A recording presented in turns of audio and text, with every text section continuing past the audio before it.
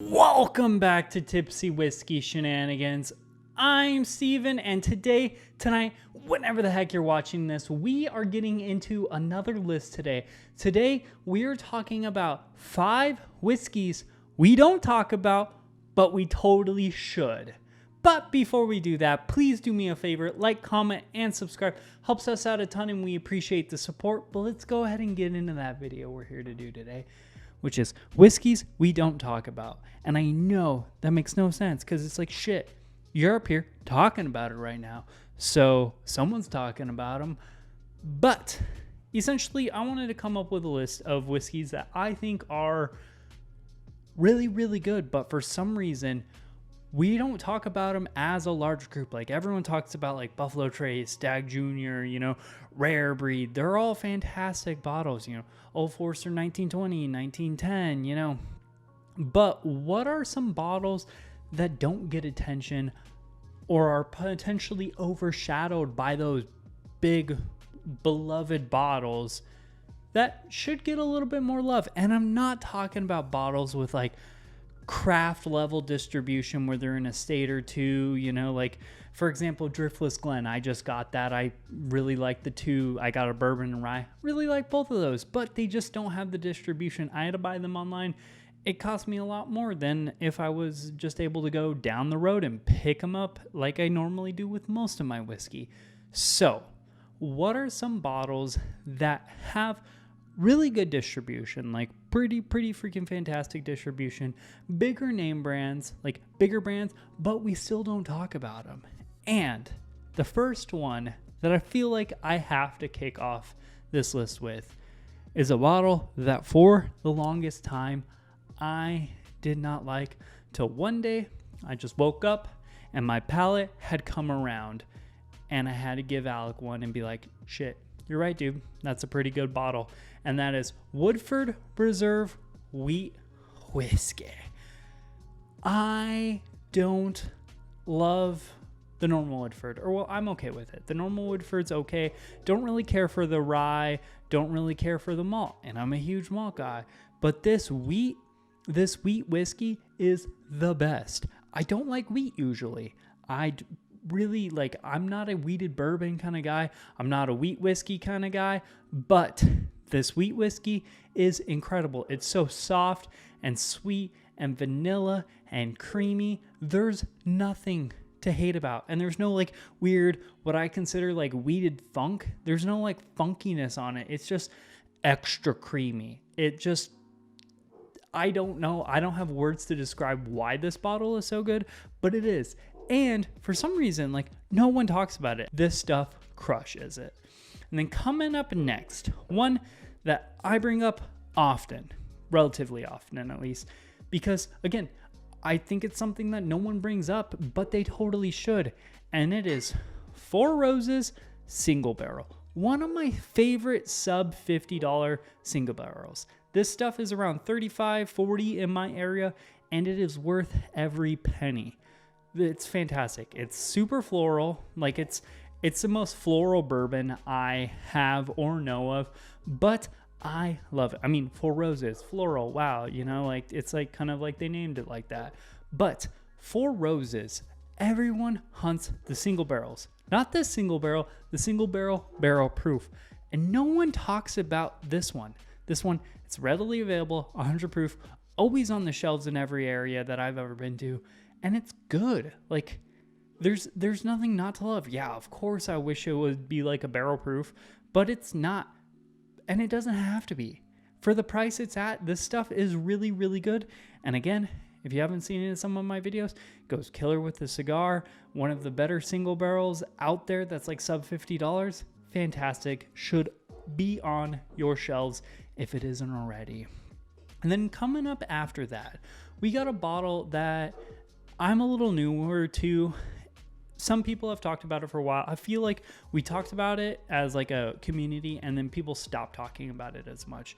But you can't stop talking about it because they're fantastic.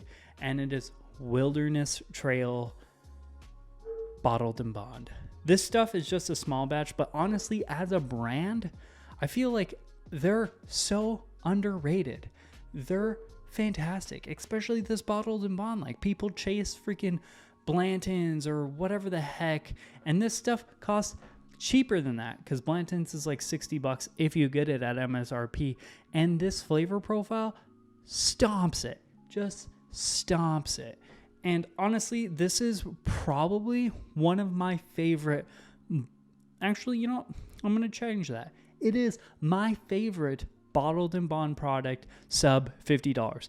I'm talking E.H. Taylor stomps it. I don't see anyone bringing up Wilderness Trails, and I'm dumbfounded at how good this stuff is, and I feel like everyone should be talking about it.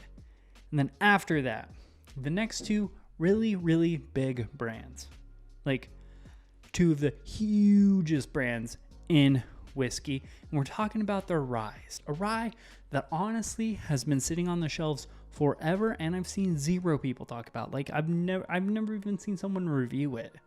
I mean, I kind of missed when it released, but I've never seen someone review it or talk about it in the last like 3 years or so, and that is Russell's 6-year-old rye. This is like let's call it like the son of rare breed, you know, Russell's, Wild Turkey, all that jazz. I hear people talk about 101 rye kind of often, not super often, but you know, it's just okay. This is a way more developed, way more interesting flavor profile than that 101 rye is. Yes, it's not 101 proof, unfortunately, but it still holds up really well at 90 proof. And honestly, I feel like more people need to pay a little bit more attention to it, because I think this, yes, it's not a 95.5 rye. It's not going to have the same flavor profile, but I think it's just as good as like all those other hitters in like the same price range, like the Redwood Empire, the Lost Monarch Emerald Giant, like those hitters. This one stands toe to toe with those. Like, honestly, this is an incredible flavor profile, and it's around the same price point. I think it's like $35 in my area, which for a 6-year-old rye, pretty fair pricing. Like, that's pretty much market level pricing. It is fairly priced. And then coming up after that, the last one, good old Jack Daniel's rye. And this is another one. This is another one where it's kind of overshadowed by other things in that family. Jack Daniel's makes really freaking good rye. This single barrel rye at 47% ABV is incredible. It's incredible. It's a little bit of like a banana-y rye flavor profile, kind of like the Old Forester 100, but it's still incredible. So freaking good. It's like that, but like without all like the weird maltiness that's going on in the 100 proof rye. This stuff is really good, but no one talks about it. Everyone talks about Jack Daniel's single barrel, Jack Daniel's single barrel proof, you know, Jack Daniel's bonded, Jack Daniel's triple mash. No one talks about the rye unless if it's Jack Daniel's single barrel proof rye, which, tell me if you got that, because I didn't. I don't even know anyone who got that. But that's just me. This stuff is readily available, and it's really good, and it's only like $45, which is, again, a fair market price value for that product.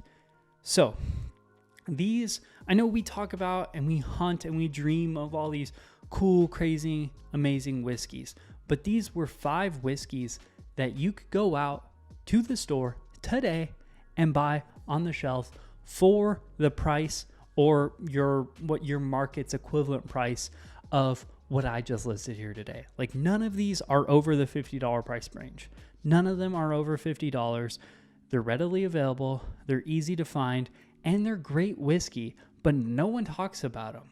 I know we all love to hunt and chase and try to find the next big thing, but just because you enjoy the chase, because there is some fun in that and some enjoyment, don't let these beauties collect dust. But that's going to be a wrap for this video. Please do me that favor, like, comment, subscribe. Let me know down below, what are some bottles that you don't see a lot of people talk about, but you wish they did.